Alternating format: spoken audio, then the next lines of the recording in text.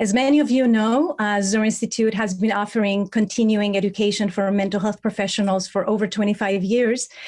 But today's presentation is part of our education series, which is open for the general public. So I encourage you to keep an eye in your emails for some information about future presentations.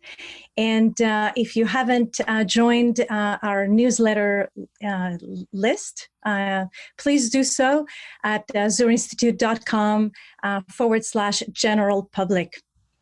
Okay, now I am very privileged to welcome Dr. Theresa Regan. Theresa Regan is an adult neuropsychologist and the parent of a teen on the autism spectrum. In this way, her working knowledge of brain behavior relationships merged with her personal journey. She is a certified autism specialist and the founding director of an adult diagnostic autism clinic in Peoria, Illinois. She has served adults and aged adults for more than 25 years and wrote books on the topic, including Understanding Autism in Adults and Aging Adults and Understanding Autistic Behaviors, Improving Health, Independence, and Well-Being. Welcome, Theresa. Hello, thanks for joining us, everyone. As she said, my journey has taken a couple different roads to get here, where I've had some really wonderful training in the area of brain behavior relationships for adolescent through geriatric patients. And I've gotten to work in the hospital system for decades, which has really been a great skill set experience and learning experience.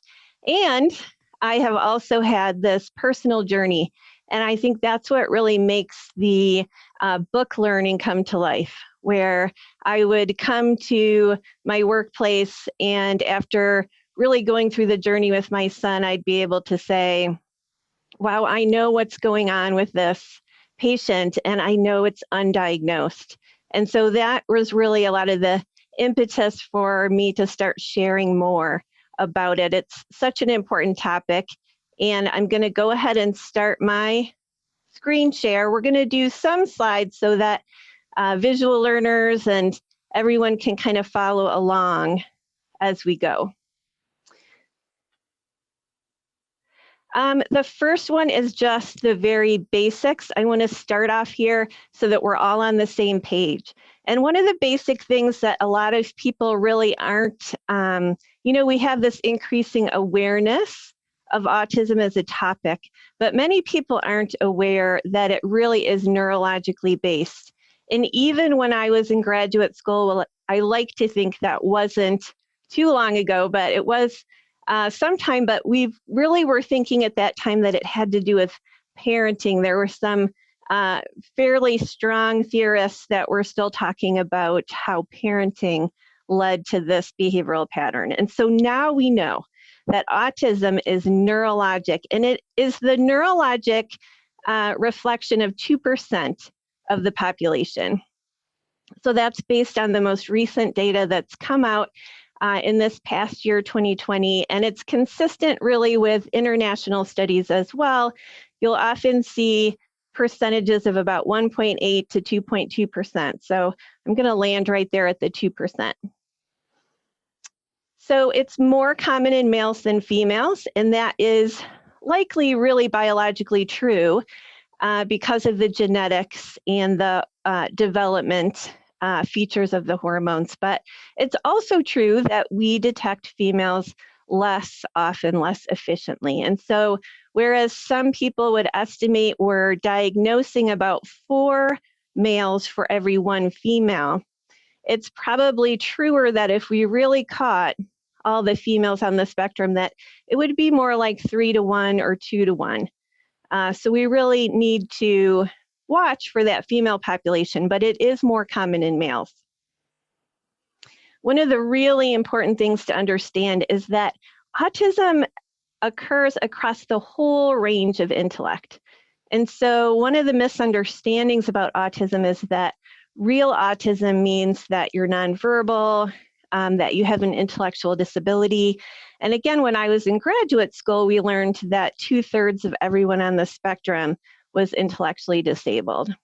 Now, the most recent statistics about the United States when they go in and they're looking at children, they're measuring that most people on the spectrum, 2/3, are either with average or very superior intellect. So all that functional intellectual range.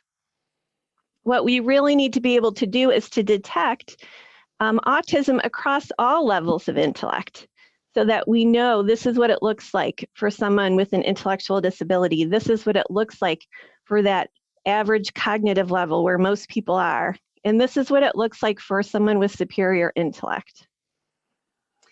And we also know the most recent data just out last year, the largest genomic study shows that at least 80% of the risk for autism is genetic. So that genetic code drives the medical development, this physical development, and it's not surprising that it would drive the way the brain itself develops, the way it connects. So that's where we get this physical, medical, developmental condition of behavior and social connections. So we have a quote here from a genetics professor who says there's very, very well-established data that shows that autism is largely genetic.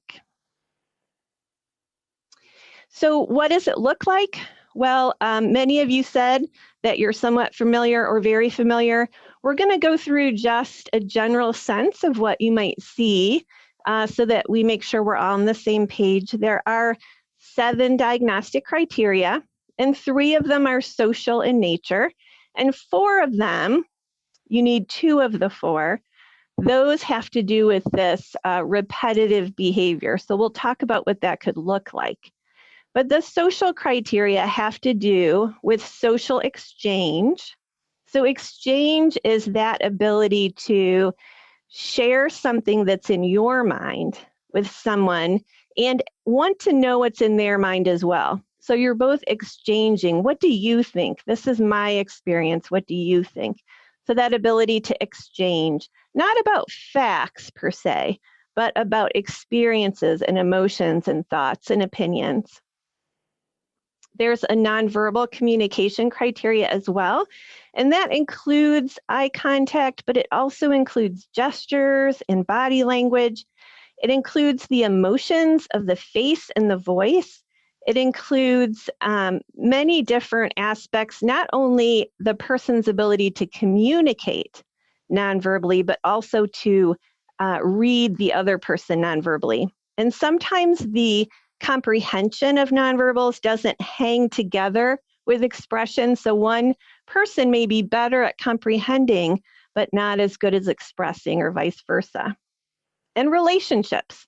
Most people on the spectrum really want to connect with somebody. They want to connect, perhaps not with as many people as most neurotypicals, but they really want to have some type of connection.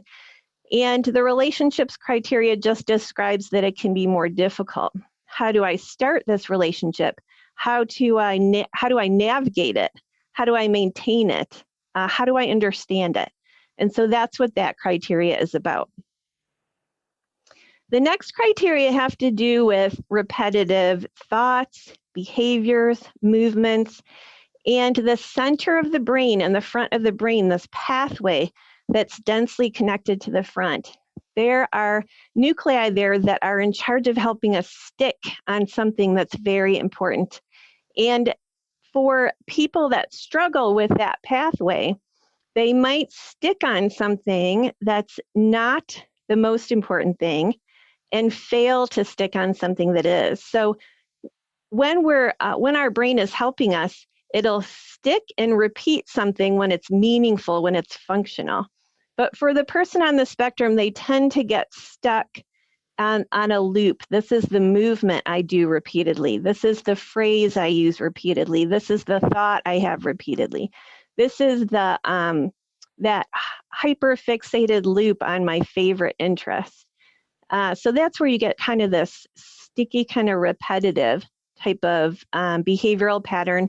And this also includes the sensory processing criteria. So some of us kind of think about how the person with autism might be sensitive to noise, sensitive to touch. It's also true, though, that the sensory criteria include underreacting. So wow, I didn't notice that the fire alarm went off, or I didn't notice that I broke my bone until later, that I underreacted. It also includes fascination with certain kinds of sensory aspects of the environment. So listening over and over to train sounds, or watching a fan or wheels move, that could be just really fascinating to the brain that has that structure and that connectivity. We do want to talk about myths, because sometimes myths really stand in the way of us getting a good understanding.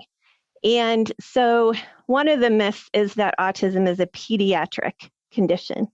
And, it wasn't too long ago that I was talking to a doctor who wanted some input about whether his patient had a dementia. And I brought up this, there's no dementia, but I'm wondering about an undiagnosed autism condition. And, he said, I don't really care about that. I'm not a pediatric doctor.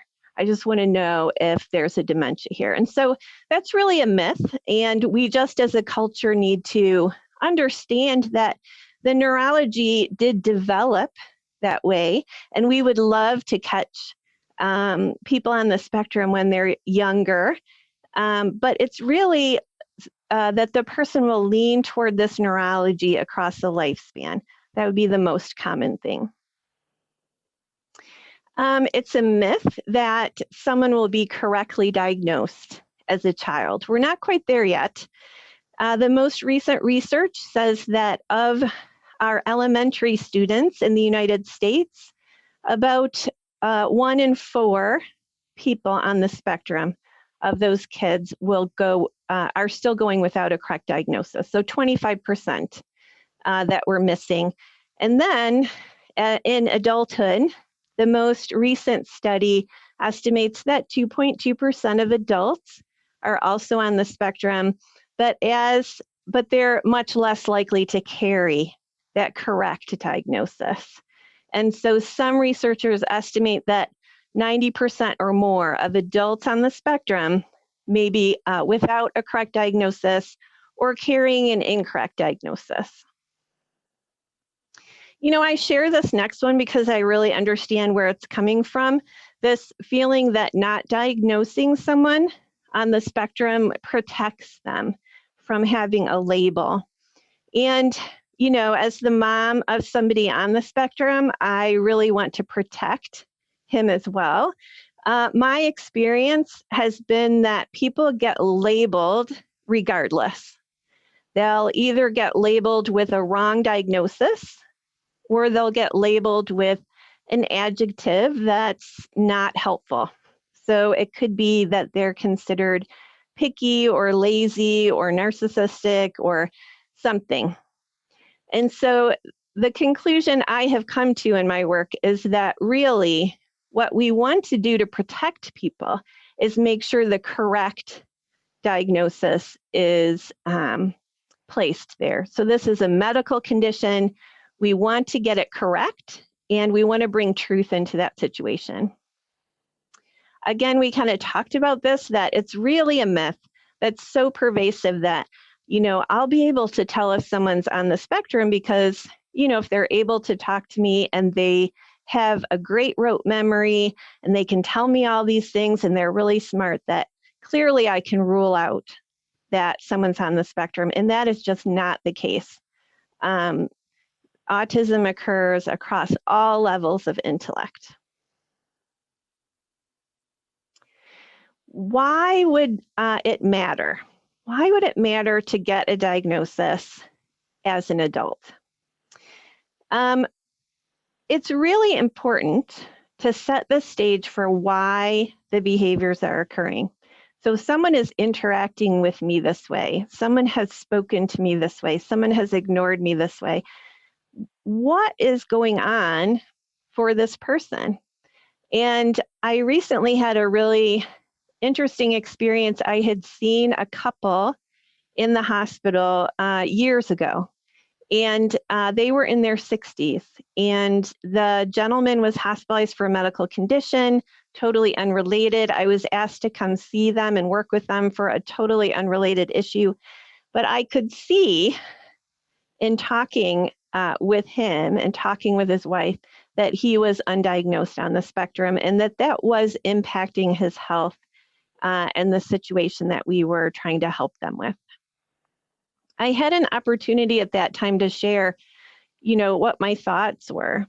And just more recently, I got a note from her in the mail, and it just said, I just wanted to tell you that even though these behavioral patterns are continuing, that was the most impactful doctor's appointment I have ever had. So people want to know why, what is going on, and that why is very important. And it can really free up families from this kind of blame and shame circular, why are you doing this? I don't understand it. And we want people to be free from that blame and shame kind of atmosphere and really have that explanation. The diagnosis that's accurate about this neurologic base, it should drive what we expect. It should drive what we recommend. So there's not a way to change all of that neurology and recode all of that DNA, but there's a way to explain it, and there are things we can do to get better outcomes, to get more quality of life, to get better involvement in the community that I would never think of recommending if I didn't know the correct diagnosis. So we really want to have accurate expectations. We want to have recommendations that make a difference. And you start with the diagnosis. You start with the recognition that this is a neurologic base. Sometimes families really have an aha moment, not only about the identified individual, but also about just larger family characteristics. And so it is sometimes the case that the one person who presents and is diagnosed opens up a greater understanding for another person that's struggling. So for example, let's say that an adult gets a diagnosis, and then that person's siblings has kids that are struggling with some similar issues, and then they can say, oh, I wonder if we should get this part figured out. And it's not that everyone in the family is going to be on the spectrum. Again, only 2% of people are going to land there. But in the wider family, you may have these neurologic characteristics that in some members of the family may meet criteria. And when someone's struggling and you're on that journey, you just want to get this figured out. And so sometimes it can open up.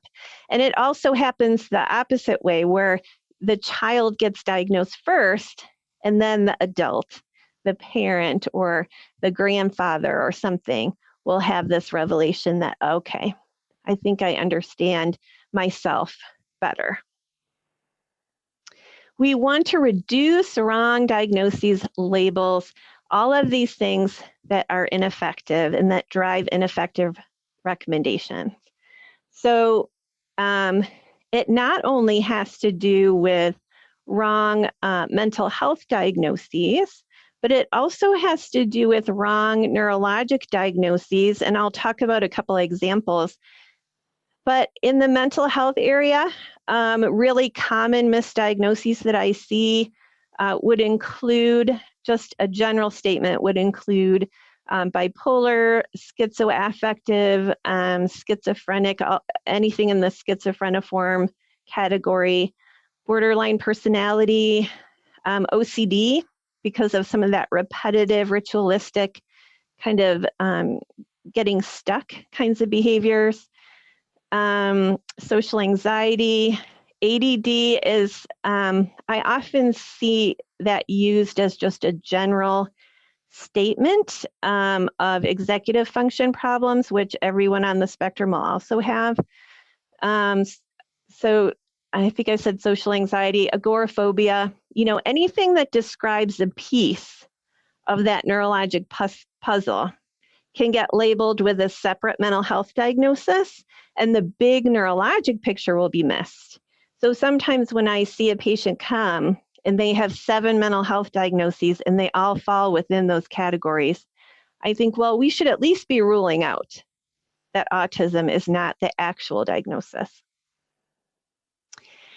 And the neurologic diagnoses as well, I have gotten to work really closely with memory disorder clinics, dementia assessments, and we want to avoid people in their aging years being seen and labeled with a dementia because of this atypical neurology, this unusual neurology. Because that's what we often do when we look for dementias. We look for unusual patterns of connections. And for someone who's undiagnosed, if the neurologist doesn't understand that there was an atypical pattern before, some of that can get all murky. And we would love to avoid misdiagnoses, wrong labels, and ineffective interventions. The meta-analytic studies, so the ones that summarize how medication impacts things on the spectrum, in general, you may get not as clear a medication outcome. So someone with anxiety or bipolar might have a more clear, stronger, isolated relief from some of the symptomatology. In general, medications are used on the spectrum for some symptom support. And so that may be with sleep. Sleep disturbance is very common, maybe with anxiety and mood, maybe with attention, and also sometimes with outbursts, or there can be some psychotic episodes sometimes, so that can be another category. But we know, because if we know that autism is this neurologic base, we know that medication isn't going to change the base. So our goal, when we know that it's the spectrum, is to have a medication that can be just a nice layer of support. But we don't keep looking and looking for that medication cocktail that's going to kind of fix all of that. And there can be a little bit different side effect profile too. Some people on the spectrum seem to be more apt to have some anxiety or some tics on some of the attention medicines. That's all very individualized. You should talk to your doctors about it, but it is nice to know that some of that neurologic base might predict a little bit different outcome. When the diagnosis is made and documented, there are practical things that people can do or be eligible for. Those are accommodations, not only in school, but also in the workplace. If people are having difficulty maintaining work, sometimes these access to accommodations can be helpful. They won't get that with a different kind of diagnosis, the same accommodations. You can also be eligible for accommodations in your medical care. And so the documentation that there's this neurologic base there that makes participation in some of these things more difficult can give you access to things you wouldn't have access to otherwise. And at least in our area, one of the basic things that divides community programs and eligibility is whether there's a mental health diagnosis or a developmental diagnosis. So, you get access to different services that way, and it does make a difference if it's a mental health issue or a developmental one. For example, the developmental disability resources might include a job coach. And that might be something that's really useful to someone on the spectrum. So a lot of people write to me or send queries across my website just saying, I feel like I'm on this journey. I don't feel like I know how I'm wired. I want to get some type of direction, but how would I do that? First of all, it is true. There are not enough professionals who serve adults that have a really solid background in this, what used to be called this childhood condition, right? So the pediatric specialists have historically really been the expert. In the adult world, you will find some barriers just getting access to somebody who feels like, hey, I do have the skill set. I can do this for you. That's something that I serve the community with. Typically, the type of specialist is most often a psychologist, doctoral level usually, so a PhD or a PsyD, PSYD. But there are groups of psychiatrists who probably feel able to do that. There are medical physicians that perhaps because of experiences like my own in their personal life, maybe they feel like, hey, I really do know how to do this. And so I'm making a generalization, but most often I think it probably falls within that psychologist kind of specialty. A lot of the people that go for a diagnosis do kind of the search. They'll go on forums, they'll ask people, who have you gone to? Do you know anybody? They'll search through the internet. And they'll want to know, then what? If I find somebody, how would I know if I feel comfortable with them?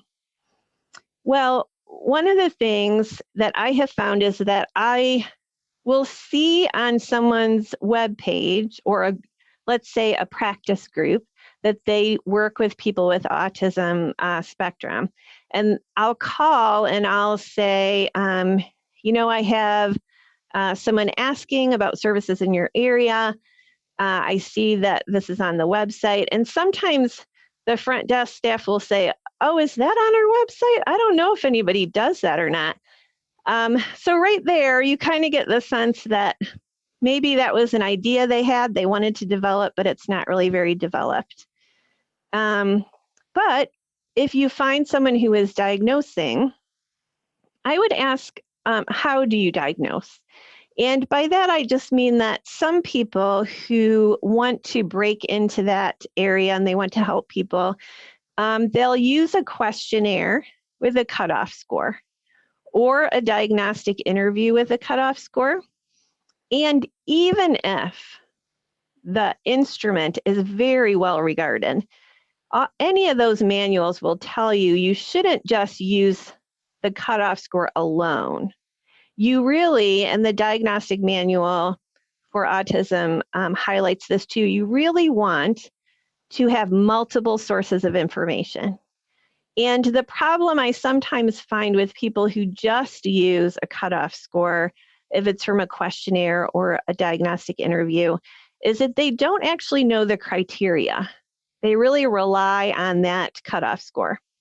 So I usually encourage people to seek someone who says, I do a record review and I meet with you and I have some things that we do in the interview to kind of tease those out. And I'd like to meet with a family member and I have some questionnaires and, just these multiple source of information. So I would go that route rather than someone who relies on one cutoff score. And a very concrete, factual thing to ask is how many evaluations have you performed? And I would ask within a certain age group or a certain identifying group. So let's say you say, well, could you tell me how many female evaluations you've done across the 40s and 50s? And you could even ask for someone with an advanced degree, because there are some different nuances to recognizing how those characteristics might be expressed across the intellectual continuum. In someone in the female group is a little bit trickier across adulthood. And as you get older, some clinics that say they work with autism in adults, they really stick to that 20s group or that 30s group. And so, have you seen someone in their 70s? Have you seen someone in their 80s? How do you diagnose dementia versus autism? How do you do that? How often have you done that? I would also really look for someone who will give you individualized recommendations. So across these 7 criteria and across other commonly associated characteristics, you want someone who can say, oh, I see what your pattern is across these criteria. And again, it's not a cutoff score, but I'm seeing this pattern, and the pattern that is specific to you drives these recommendations, and this is why I would recommend this. Some people with a little less of a skill set will kind of give the same recommendations to everybody. So you might leave knowing yes or no, you have a diagnosis or not, and you might have, the same generic list of recommendations, but you would preferably like to go to someone who can speak specifically to you. And so that would be one of the things I would try. Also, again, you want someone who knows the criteria, not just the cutoff score. And so, I have found that whether you're talking to your sibling or your primary care physician or your neighbor or a teacher or somebody, everyone seems to have an opinion about whether you're on the spectrum or not, probably. And most often people come and say, well, I shared my thoughts with my sister, and she said, oh no, you're not on the spectrum. And I totally get that. It's a very different shift in mindset to be able to think neurologically. If you have a professional, you're asking your psychologist this, you're asking a doctor to refer you to a psychologist, and they say, no, you're not. I always find it effective to ask, okay, what criteria don't you think I meet? Because a lot of times they don't know the criteria.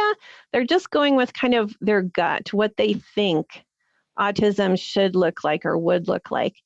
But they don't actually know what the criteria are. So I find that to be an effective way to draw out. Like, is this a knee-jerk reaction, or is this a considered opinion that may or may not be correct? So that's kind of nice to know. And then if you do get a diagnosis, you'd want to know, can this specialist kind of, again, tell me what the characteristics look like in me? This is how you meet those criteria. This is how they manifest in your life. That's really nice to see that whole range. And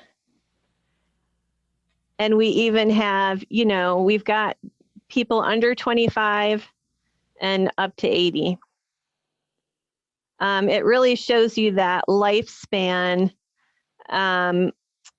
interest. And I do find that a lot of the interest right now is patient driven, which, because I work in a hospital, what I mean is, that person who's coming to their doctor, who's coming to their psychologist, who's saying, hey, do you think this could be? And we're trying to help the providers kind of catch up to the journey that people are on to figure out about their neurology. Aviva, could you do the, I'd like to know what gender people identify with. We kind of mentioned how it can look a little different in males versus females. And I know some of you may be here professionally or for someone else. Interesting, yeah. So, what we see is that genetically, this is something that's more common in males, but sometimes females are more driven to help someone that they know or on a journey for themselves. So that's interesting. Yeah, thank you. Yeah. Okay. Aviva, do you have any questions that have come in through the chat that I could comment on? Sure. Perhaps one that came up quite a bit is people who have been evaluated and diagnosed, but misdiagnosed. And so, what happens after they have been misdiagnosed? And one person particular is asking about proving that they need support. They have been treated unsuccessfully for many years, and there's a lot of struggle. So when they need to qualify for financial support, but they're not diagnosed, what happens? So what can that person do after they have been misdiagnosed? So it sounds like there's multiple. So one is misdiagnosed, one is that perhaps they're diagnosed, but they haven't been able to demonstrate their need for practical assistance.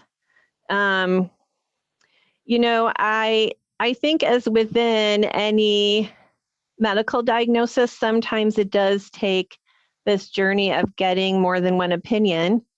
And so you'd have to find someone that maybe could do that assessment again. And I would ask if they've said that you're not on the spectrum, what kinds of, what parts of the criteria aren't met.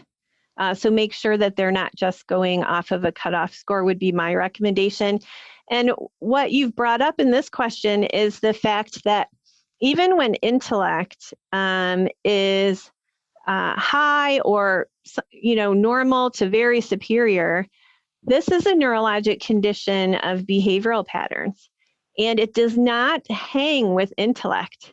And what we find on the spectrum is that intellect, for those with intact intellect or higher, that intellect is often much higher than what's called adaptive behavior. And adaptive behavior is that everyday, independent, getting through my life behavior. And that's what ends up being much harder. So you have people who have these really good intellectual skills, but knowing via intellect and living things out via neurologic behaviors are not always as connected as we would like. So these are people who have trouble keeping a job or a relationship. They have trouble keeping up with their health. They have trouble, keeping their anxiety, keeping centered enough with their emotions, I'll say, to feel like they can really just have the resilience to get through the day. And so that adaptive behavior is often what needs to be documented. So sometimes if people aren't qualifying for assistance, I would look for someone who is expert enough in autism, not just to measure the intellect, but to measure and describe the adaptive behavior and why they think that might be interfering with your day-to-day life and what support services you think they think that you should have.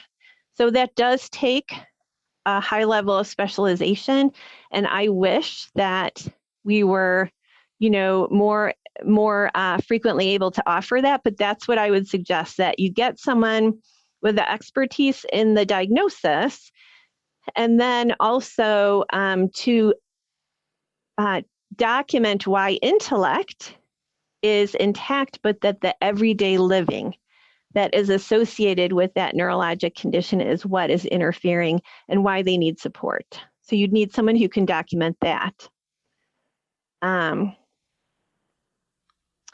I also saw, if you don't mind, Aviva, I just saw a question had popped up before. I know we we asked about identifying as two genders, and someone very rightly just brought up that, there's a whole gender diverse community. And I think that the person mentioned too, so I'm just going to say yes, that the research is showing that within the gender diverse community, you'll typically see about maybe 6 to 8% of the community as on the autism spectrum.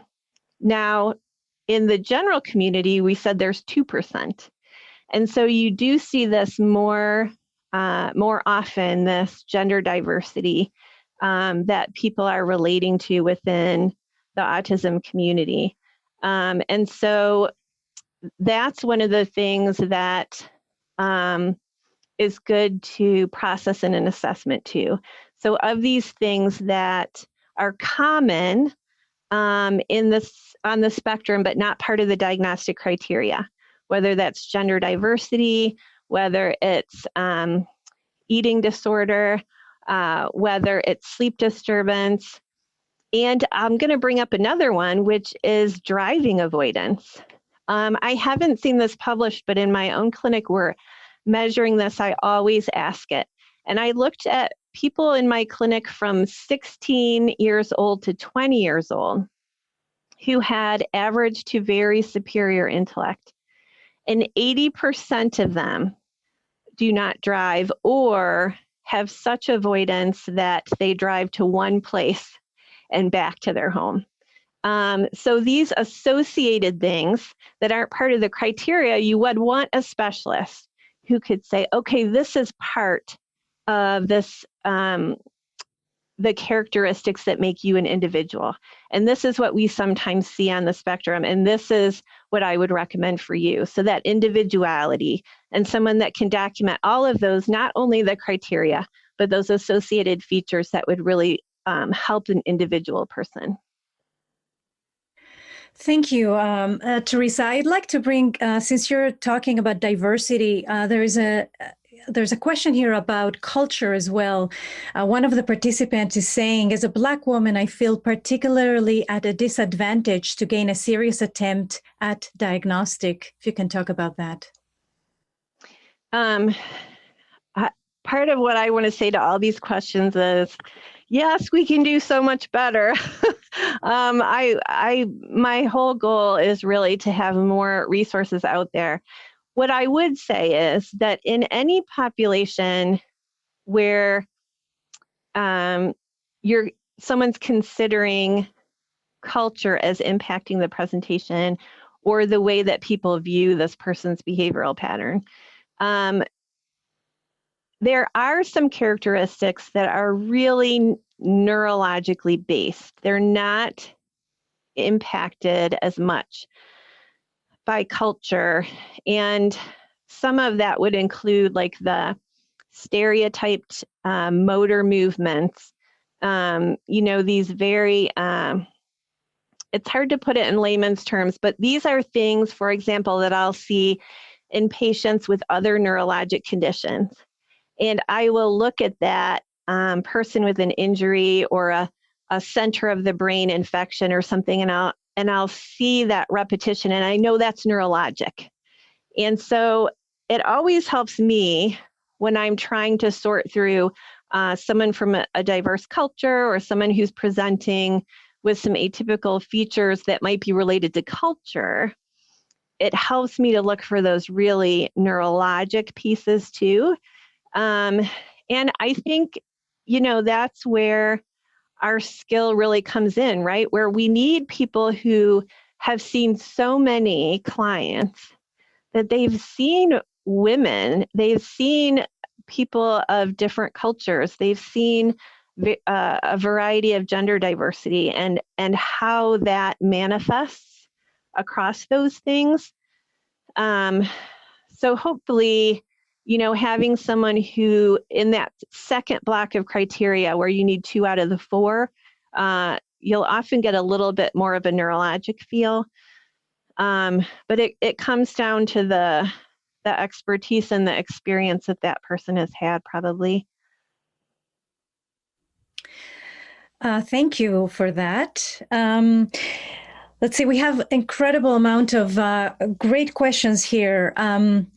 One question, actually, quite a few people I've noticed are asking about self-diagnosis and can you trust that? And the danger of misdiagnosis versus misdiagnosis. So not having a diagnosis by a professional versus a misdiagnosis and self-diagnosis. I don't have a strong, complete yes or no to that self journey, I think that's part of how you get to the point of maybe seeking a diagnosis. I think you just have to have in your head that you know that I may be someone who has these characteristics that hang together. They may not meet full criteria, or I may not, access particular accommodations. I may not have had an official, but I can see features in myself, and therefore that self-knowledge is something I'm going to use to improve my quality of life or to communicate my needs to other people. The value of having an actual diagnosis or an actual diagnostic process is that it really solidifies the neurologic pattern in you. So it should give you more individualized insight into things you won't have noticed about yourself. So for example, I do a lot of work with people on, there's really 8 sensory systems that should be assessed during a diagnostic process. So there's the 5 sensories that we typically have, and then there's proprioceptive, vestibular, and interoceptive. And I'm not saying that because you'll know what it is, but I'm just saying that sometimes that professional outside view can give you more specifics about this is what I see in you, and therefore, and it would be more helpful if you ever have, in later life, a dementia assessment, or you have a neurologic injury and they'd like to know what your neurologic features were before. But I do know some people who have come, a long way in just recognizing certain features, that this is part of my self journey. There's just going to be some limitations about how specific you can be and how much you can kind of hang on that one diagnosis, probably.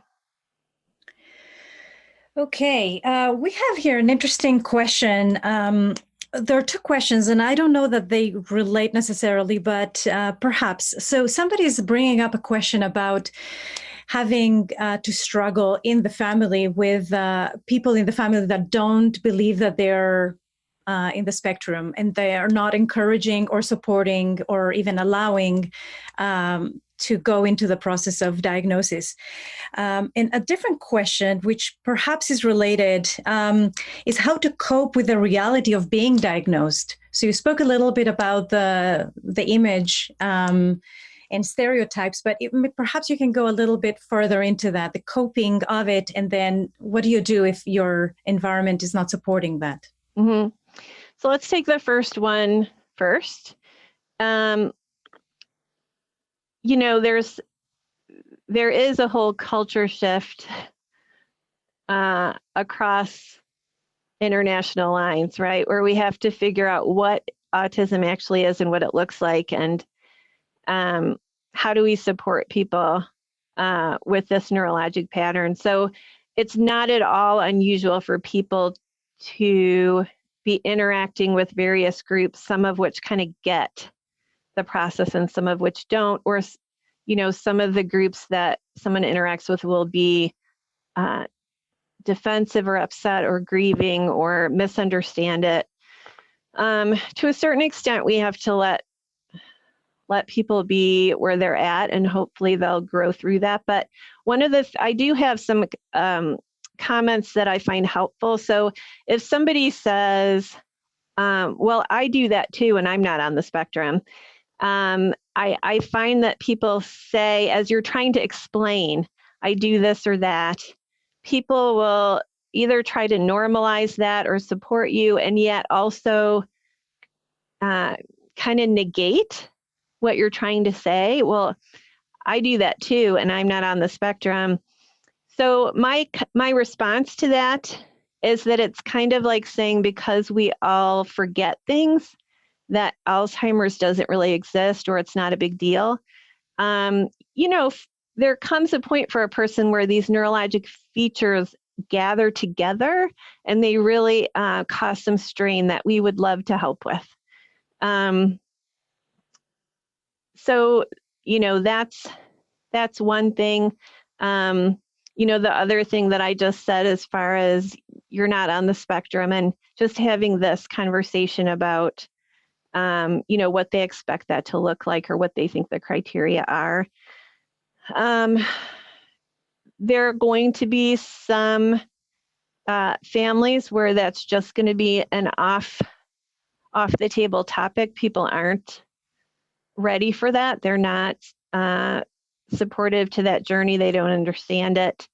I think that ties in with the coping, probably. I think that coping with receiving a diagnosis, and I totally understand, that question. I have been there. I have, had to consider, was this going on for my son? How do I talk to people about it? Who do I tell? In the end, I have, journeyed past that moment. And I would say that it has opened up so many strategies that I feel much more equipped and much more kind of energized knowing what it is. And most often people who come in and they get diagnosed in their 50s or 60s or something, it's just a very common thing to say, I wish I had known. In the end, what we call it may not make or break anything. People come because they're struggling with something anyway. So calling it something doesn't make the struggle worse. I'm hoping that it makes it better. But on the other hand, you don't have to tell everyone in your neighbor either. You don't have to post it on Facebook. It could be a journey of self knowledge. You could work with an expert just about, when I struggle with something, I lean toward this. What could my strategy be? You might tell your closest family members, but not your teacher or someone maybe that you're just not ready to discuss that with. So there is a whole process of coping as a large international community. How do we help support people with different neurology needs, and also as an individual and as a family? So everybody's journey is going to look different. For me, once I had that moment to grieve, it was what it was. We were struggling, and to have a direction that led to strategy was, for me, very empowering over the longer term. Thank you. Given that we just passed Valentine's Day, if you remember, we spoke about having this talk about people on the spectrum vis-a-vis sexual relations and romantic relationships, etc. And we perhaps need to do that on another time. But we do have a few questions, and perhaps this is the last question that we can afford today. If you can speak something in relationship to how people, how does it look? People on the spectrum. How people experience the personal, intimate relationships. I think there's a lot of diversity too in that area. And I think the value of having a diagnosis in respect to relationships is that a lot of relationships is communicating what you need to another person and trying to explain where you were coming from, or, what do you need?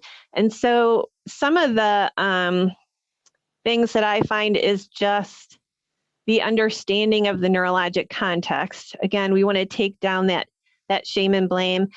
Some of the published information, and I think this is true, suggests that having some diverse types of relationships helps people connect too. So, one person might have a really close relationship or a partnership or a marriage with someone that they don't necessarily live with all the time. Like maybe they have their own homes, but they're married, but they have their own space. So some of these ways that people figure out, hey, I know how I tick now, I know how I'm wired. And I like you, I want to be with you. We have this great interest in common, but we're going to have this kind of unusual relationship, and that's really good for us. That's fine for us.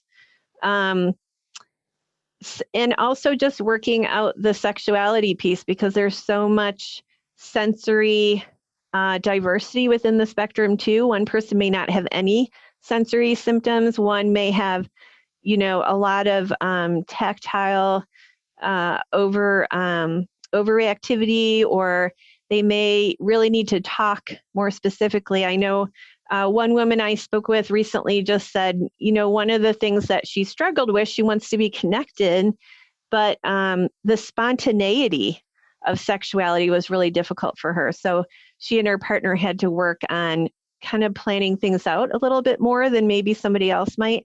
So it's knowing your nervous system, knowing how this looks like in you and how to connect with another person. Thank you so much, Dr. Regan. This has been so instructive and helpful, I think.